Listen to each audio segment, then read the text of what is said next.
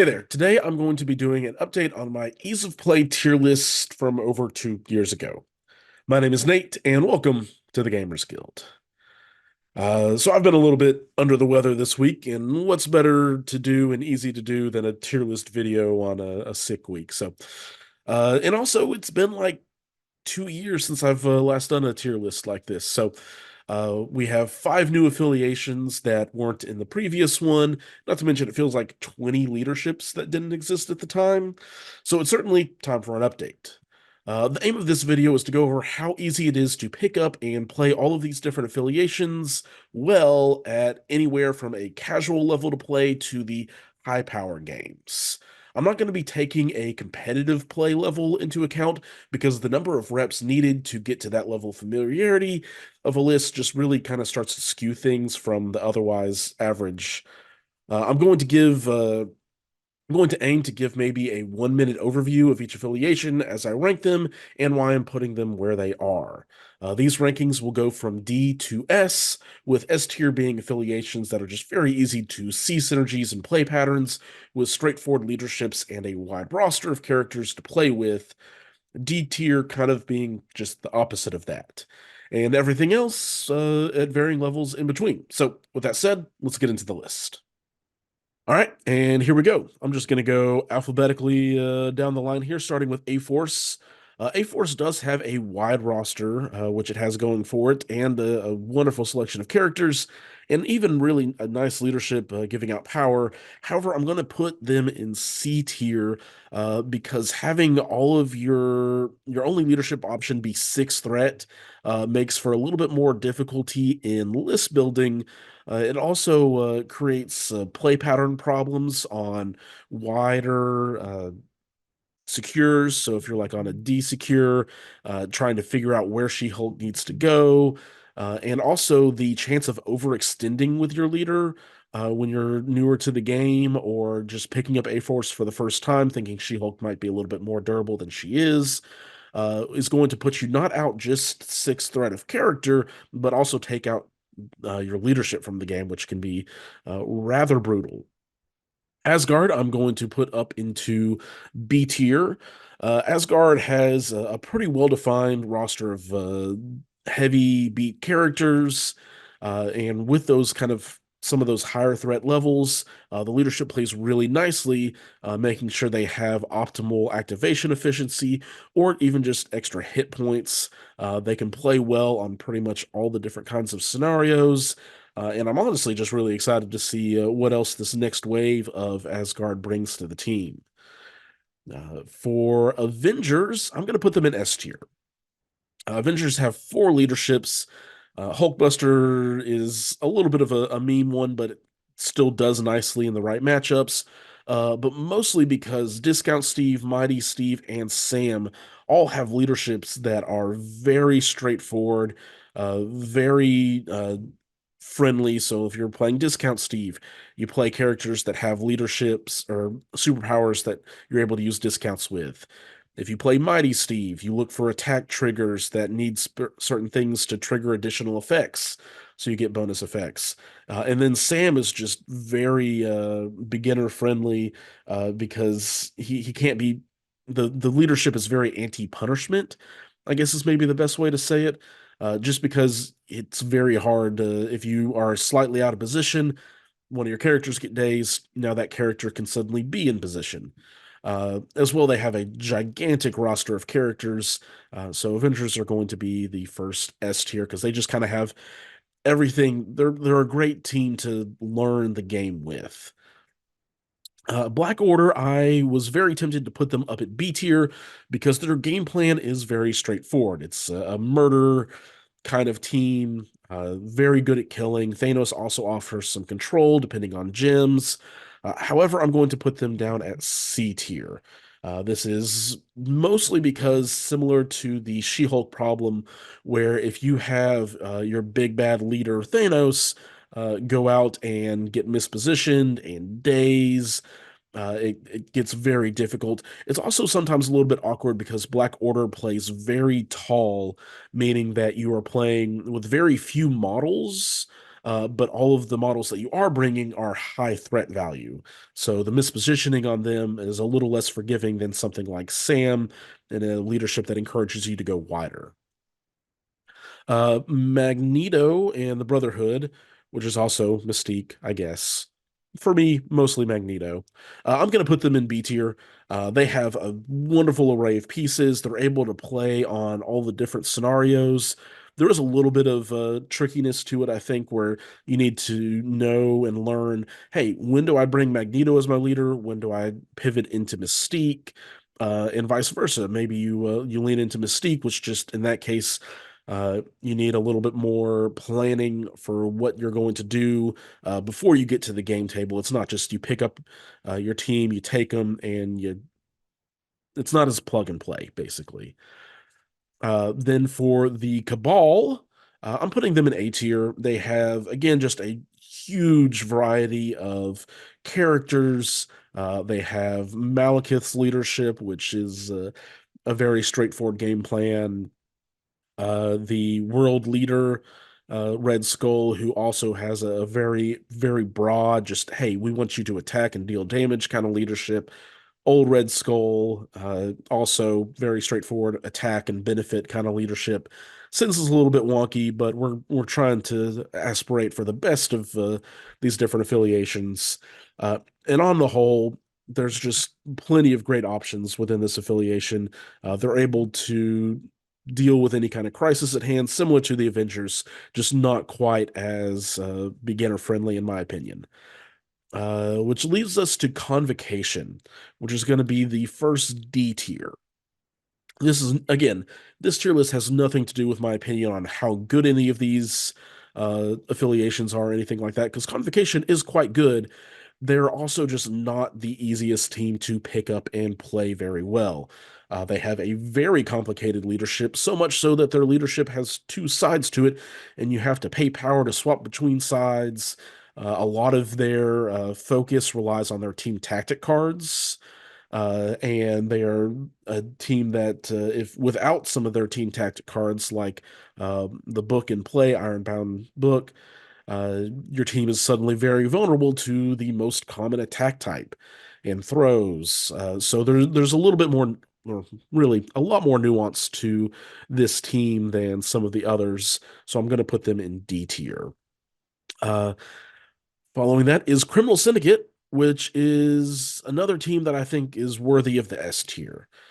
Kingpin and Shadowland Daredevil both have leaderships that are very straightforward. Kingpin says, hey, go stand on secures, and you count as two people. You just benefit from that. If you look at Shadowland's Daredevil, it's like, hey, kill the opponents that are holding objectives.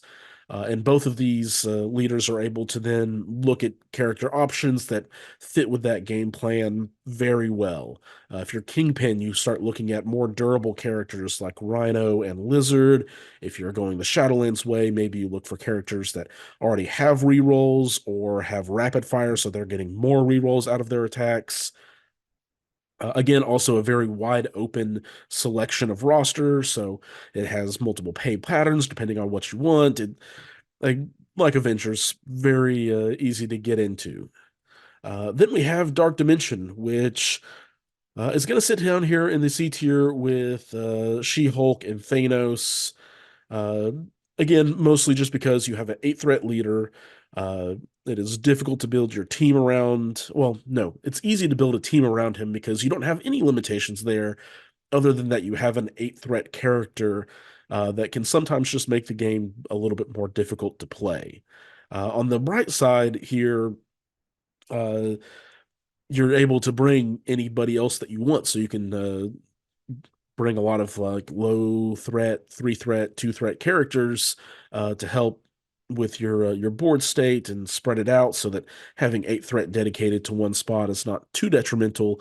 Another thing that is very pivotal with this leadership is the timing on his leadership and dealing damage. Can leave you just without a character for an entire round because they can have the potential to days or even worse, KO at the beginning of the power phase. So you're just kind of out of character, out of activation, which can be quite big. Then we have the Defenders. Defenders, thanks to Daredevil, are now a much easier to get into and play team as a whole. Similar to Shadowlands Daredevil, with just like, hey, reroll and prosper. They have a wide selection of characters ranging in high threat values, low threat values. And once you get into the higher levels of play, there are some more complicated things that you can definitely do with this affiliation, especially thanks to their only affiliated team tactic card with Portal that Strange or Doctor Strange or Wong can make.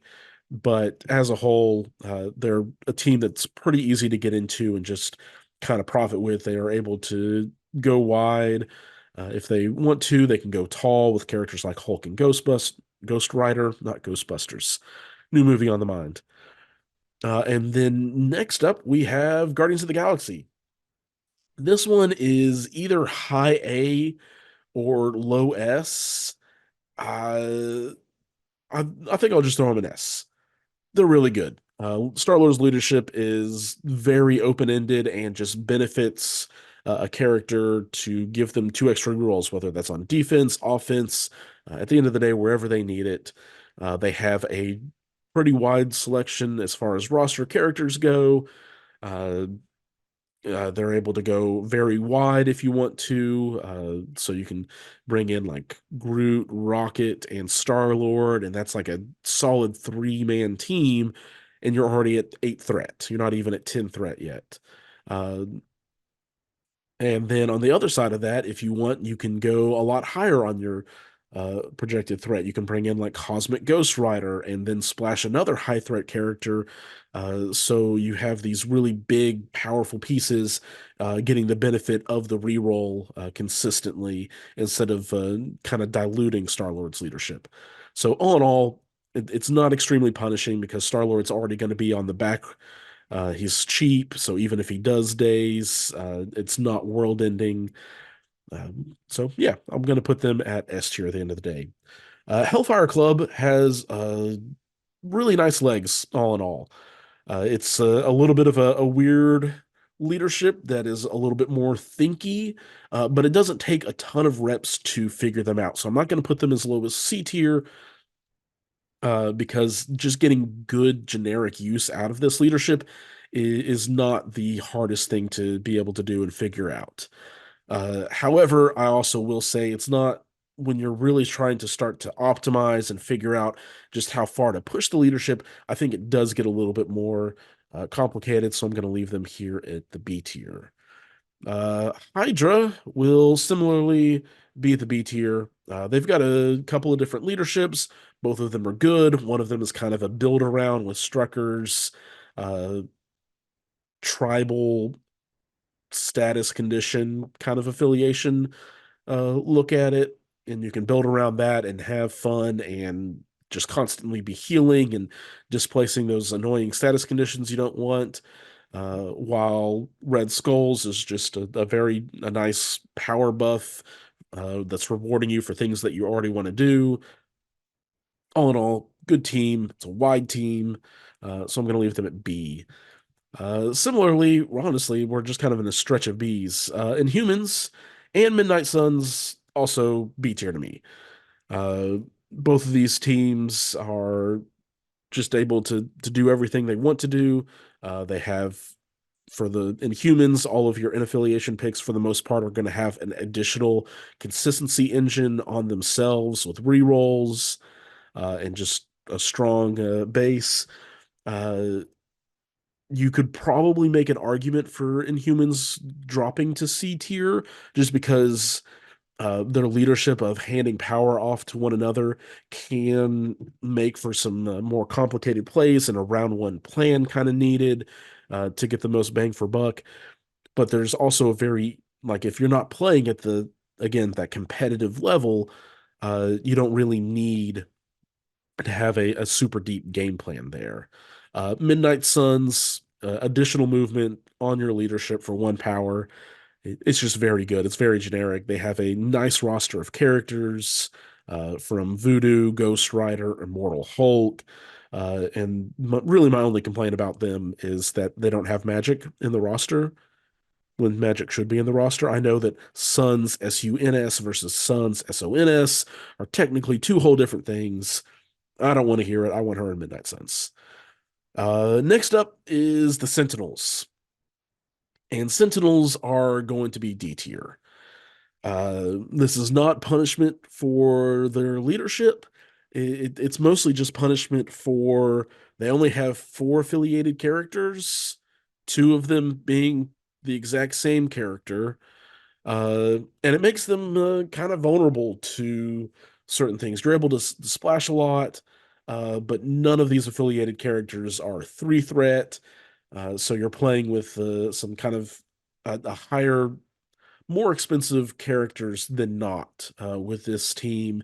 And it really hurts because these four threats, once they get onto their injured side, just really do not perform at the level of a four threat because their range is reduced. They're no longer building power to do the other things they want to do.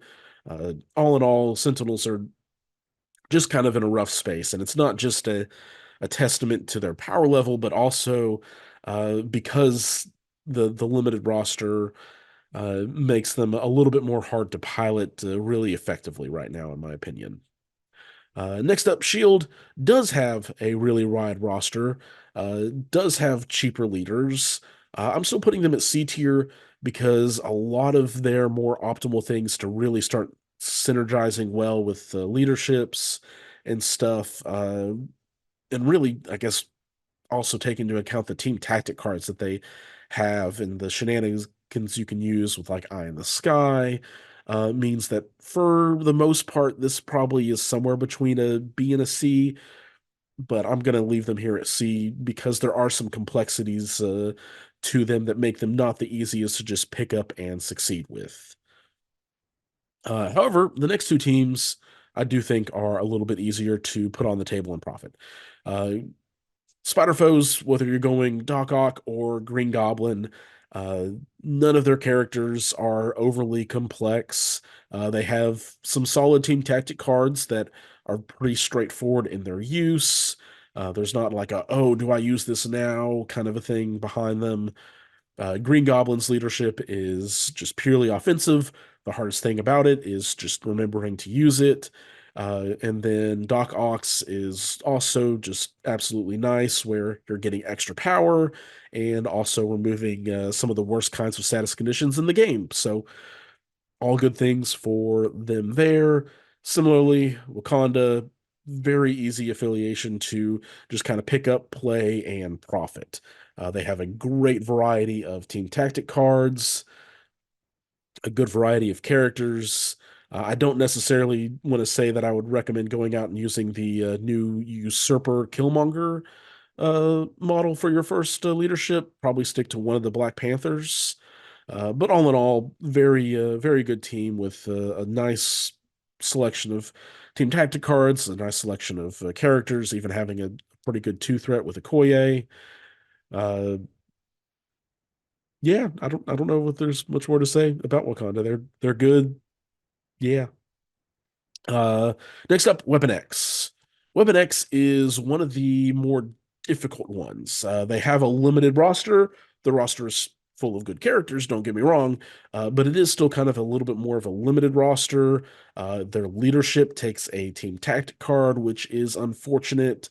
And then the leadership itself is a little bit wonky in that it's giving you some extra defensive buffs, but only for your Weapon X characters. Uh, and just kind of leaves them hanging. They do have some cool team tactic cards, but those are going to require certain play patterns to really get the most use out of them, or knowing when to try to bring them. Things like Dossier, again, really cool, really fun, and again, strong. But trying to make sure that you know when to play it and how to chase down the Dossier character and stuff like that are also important. Similarly, Web Warriors, I'm going to put in C. Don't get me wrong, Web Warriors are one of my favorite teams to play. They've got Agent Venom. Nothing else need be said, right? But on the whole, to really get the most out of the team, they similar to Convocation, they don't have a normal play pattern. They don't really want to engage in the fight that much. They would much rather control the opposing team by making them move off of secure points and lose out on victory points.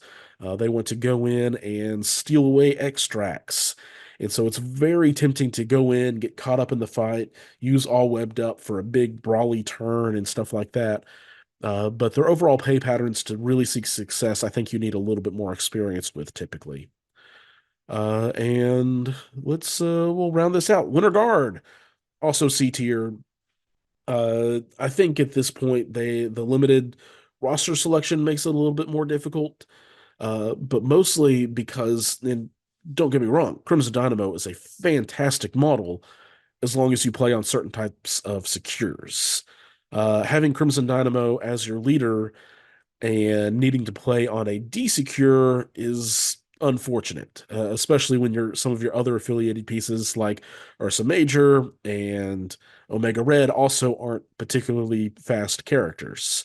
Thankfully, they did get a little bit of help affiliation wise by getting characters like Winter Soldier and Black Widow, which is probably what keeps them from being D tier to me. Uh, but all in all, a little bit harder to play with them and master them to a point where you'd want when you kind of also need an option to be able to go wide on the more spread out secures. Conversely, X Force, I'm going to throw up an A tier. Uh, has a lot of great characters that synergize with what the leadership wants to do, which is kill people. A lot of mobility within this team, a lot of durability within this thing, thanks to Cable's leadership, and just a lot of affiliated members that can use exceptional healing effectively. Uh, just a fun team to put on the board and go on a killing spree with. They are somewhat limited in their control, which I think kept them out of the S tier for me. They're not quite as potent in that area of being able to just push people off points for more easy scoring options. They're more of a kill people off of the points scoring options. And then my final team, Uncanny X-Men, I'm going to put in the B tier because they're just kind of in this average place where all of their leaderships are viable. They're all good. I personally, at this point, like Professor X's the most, but none of them are as easily